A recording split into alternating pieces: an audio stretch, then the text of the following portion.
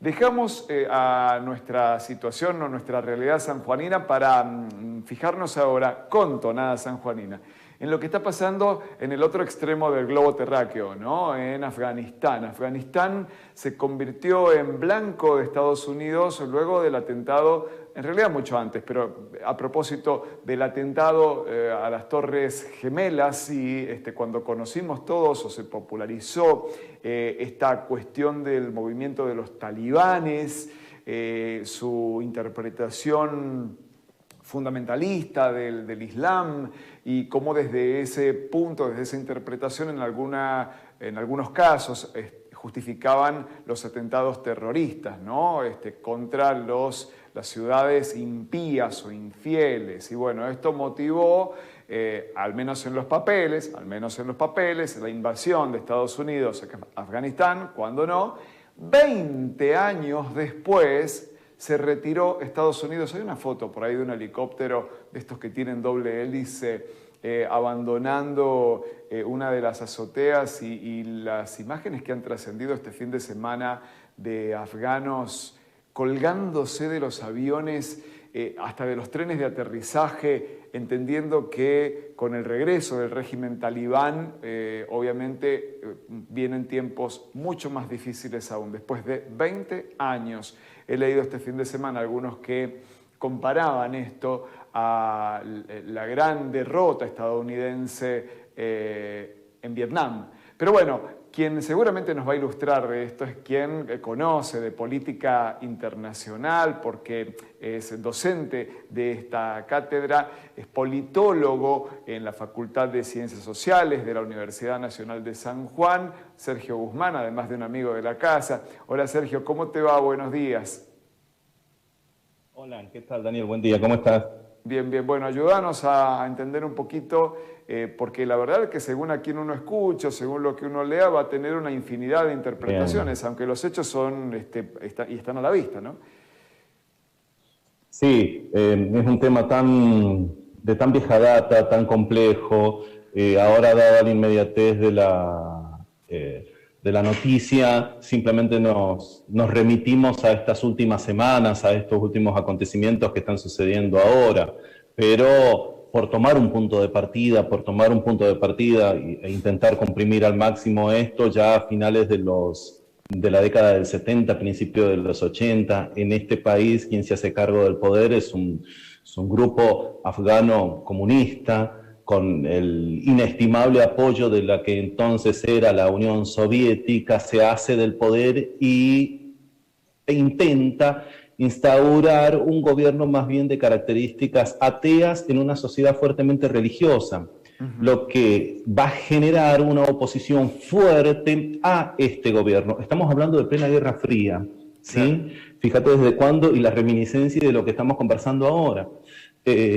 Tanto va a ser esta oposición que va a estar compuesta por distintas etnias. Van a existir talibanes, van a existir distintas posiciones que a lo largo del tiempo se irán radicalizando e irán poniendo bajo su presión muchísima impronta religiosa. Tanto va a ser así. Talibán significa estudiante, ¿sí? Son aquellos jóvenes estudiantes radicalizados que estudiaban precisamente las madrasas, que son los centros de estudio superior, que se encontraban en su mayoría en Pakistán, y desde allí comienzan a ejercer, como digo, fue una fuerte presión para comenzar a desgastar a este poder hasta la retirada soviética a finales de la década del 80. Se retiran, los talibanes... ¿Sí, me escuchas? Perfectamente. Perdón, pensé que no me estabas escuchando.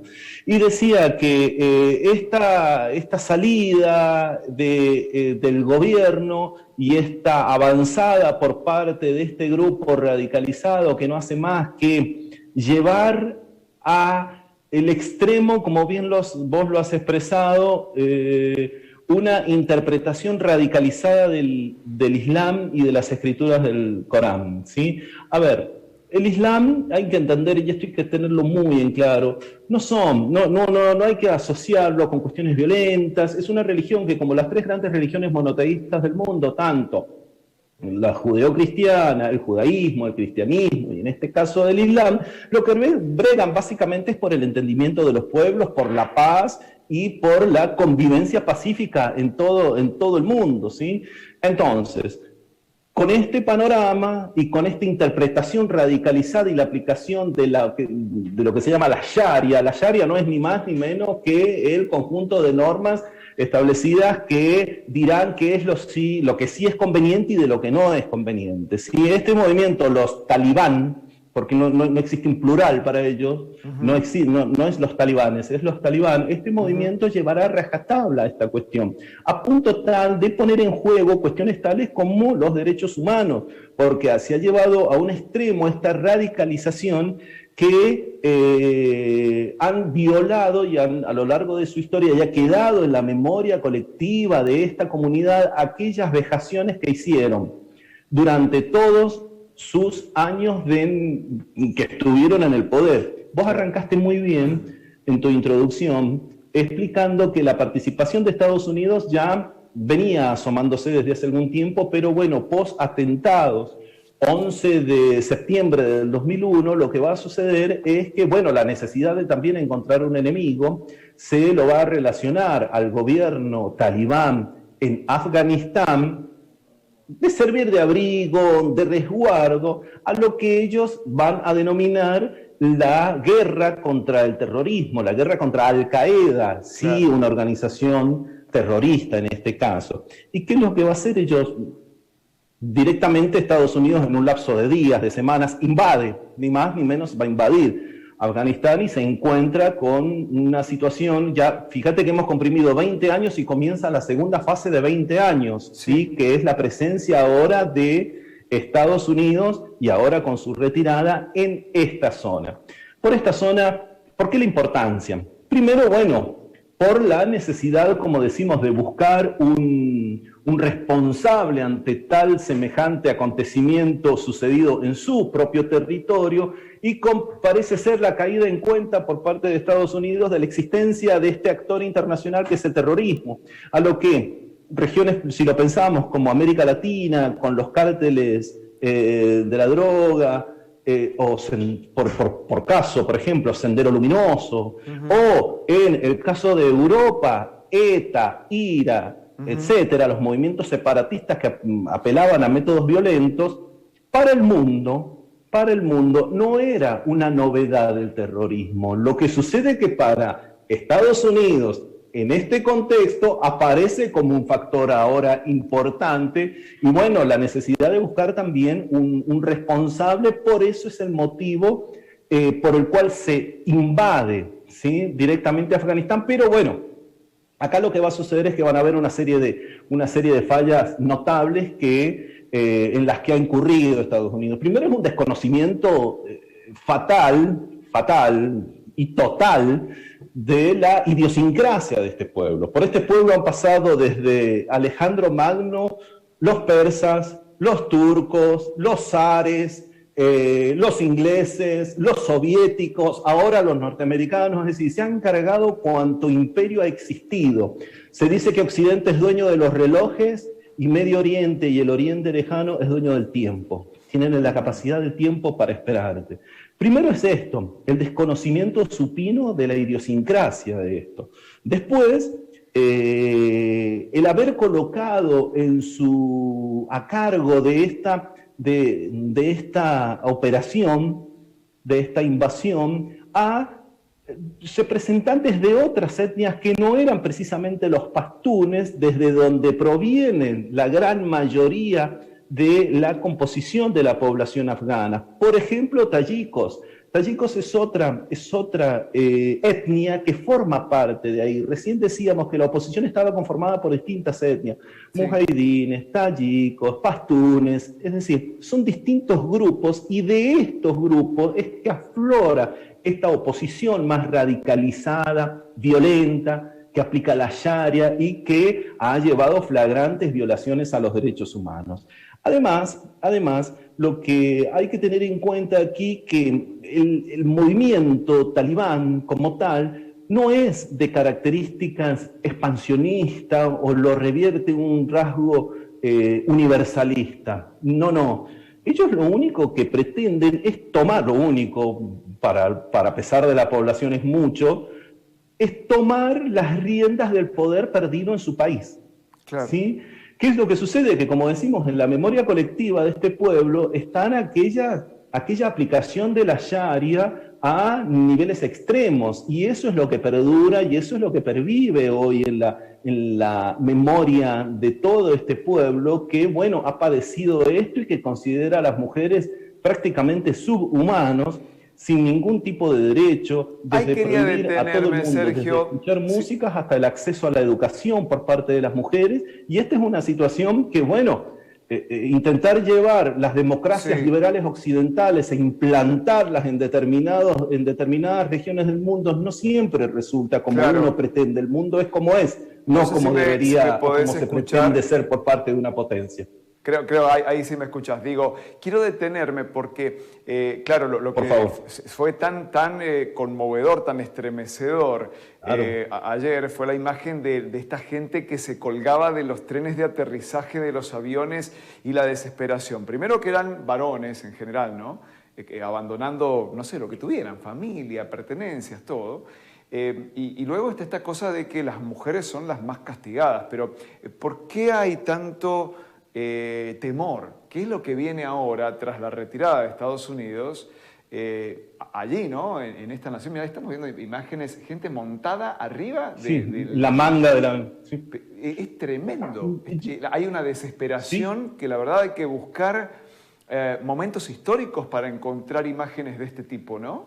Totalmente, sí, totalmente. La historia te sobrepasa. La historia nos está sobrepasando en este momento, la verdad. Yo advierto que lo que está presente es el recuerdo de aquella aplicación violenta de la Sharia, ¿sí? De aquel conjunto de normas. Eso es lo que está presente en la memoria de todo este pueblo.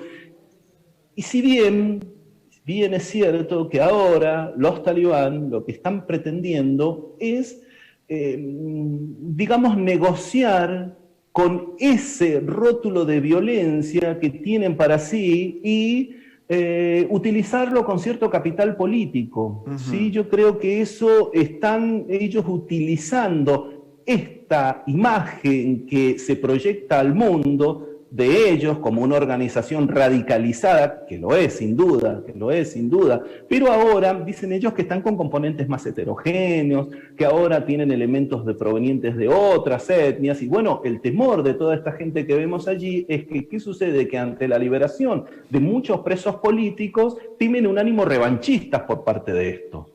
¿Sí? Claro. Porque ahora lo que va a suceder, dice y estima la mayor parte de la población, es que se va a acudir a venganza, a revancha, a ir por todos aquellos funcionarios que formaron parte tanto de la coalición internacional como del gobierno títere establecido por esta coalición internacional, y que, bueno, les fueron funcionales a ellos y ahora ustedes se tienen que quedar aquí. Esa es la desesperación. Mucha de esta gente son funcionarios o tuvieron alguna relación con el gobierno títere de Ghani que acaba de terminar y que acaba de huir en el helicóptero, como vos lo expresabas. Ahora, si me permites, Dani. Sí, por favor. Me queda una faceta más o un aspecto más que quiero compartir con vos y escucharte, y es el impacto político en Estados Unidos, en este otro lado, ¿no? Porque ya salió el expresidente Donald Trump, que no sé si alguna vez terminó de reconocer la derrota o no, pero a plantear la que debe renunciar Joe Biden, imputándole al presidente Biden esto como una derrota política y bueno, como un golpe que asesta ahí en la Casa Blanca, ¿no? Sí, el desgaste político y la retirada alguno la debía hacer. Allá por los años 70 y con la finalización de Vietnam a instancia de los consejos de Kissinger, se retiraron de Vietnam sabiendo que ya era una batalla, una lucha, una guerra literalmente perdida. En este momento ellos saben, Estados Unidos sabe perfectamente que esto es una guerra perdida, no solo por el costo, vos has reparado con mucho atino en uno de los costos que es el costo político, pero además el costo en términos de vida y en costo en términos económicos es, para nosotros, para nuestra realidad cotidiana, es inimaginable. Más de 2 billones.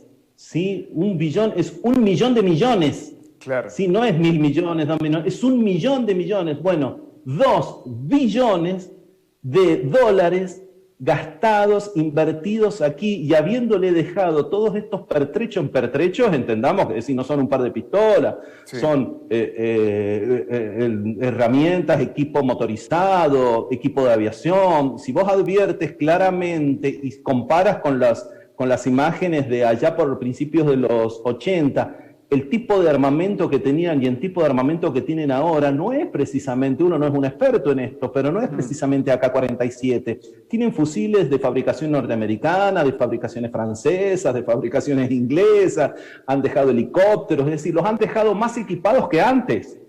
¿Sí? Han dejado una organización y han dejado herramientas y equipamiento profesional en manos de una organización que no es un ejército profesional precisamente, ¿sí? Entonces por eso ves por ahí las torpezas incluso en la estrategia para llevar a cabo su toma de poder o lo que fuese, porque no son soldados profesionales.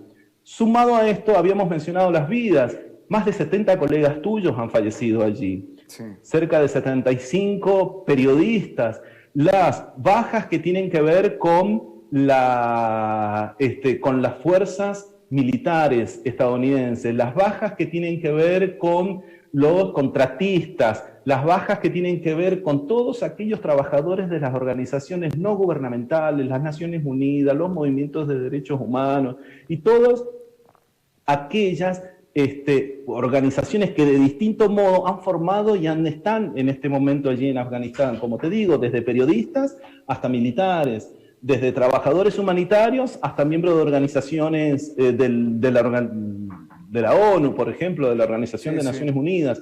Es una tragedia, y bueno, si quieres vos, hay algo que yo pensaba en estas horas, si las tropas estadounidenses, no todo el dinero, es decir, no con mucho dinero, con todo literalmente el dinero del mundo, es decir, no han podido prevalecer en uno de los países más pobres y atrasados del mundo, por más épica hollywoodense y toda la prensa mundial afín, no va a poder hacer milagros ante esto.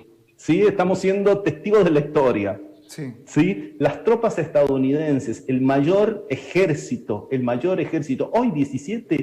hoy precisamente está finalizando un ejercicio a nivel planeta, con todas las flotas que tienen los Estados Unidos en todo el globo, de manera conjunta, que no es ni más ni menos que una muestra de músculo a sus dos principales ahora adversarios en términos materiales, que es tanto China como Rusia. Sí. Esta fuerza, el pueblo más atrasado, el pueblo menos equipado y uno de los pueblos más pobres del planeta, una vez más la ha hecho retirarse de su país.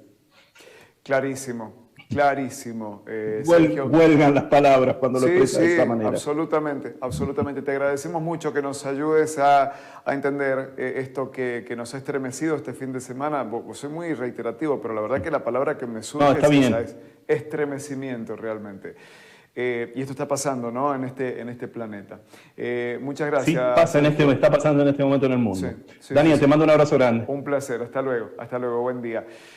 Bueno, el politólogo Sergio Guzmán, a quien acudimos cuando de política internacional se trata. Él es docente de la Cátedra de Relaciones Internacionales, de Política Internacional, justamente, ahí en la Facultad de Ciencias Sociales de la Universidad Nacional de San Juan, y nos ayuda con tonada sanjuanina, bien en nuestro idioma, cómo se incubó esto, ¿no? Y cómo terminó con esta retirada de Estados Unidos, derrotado de Afganistán, cuya invasión empezaba 20 años atrás, justamente con la excusa, con el pretexto del ataque a las Torres Gemelas.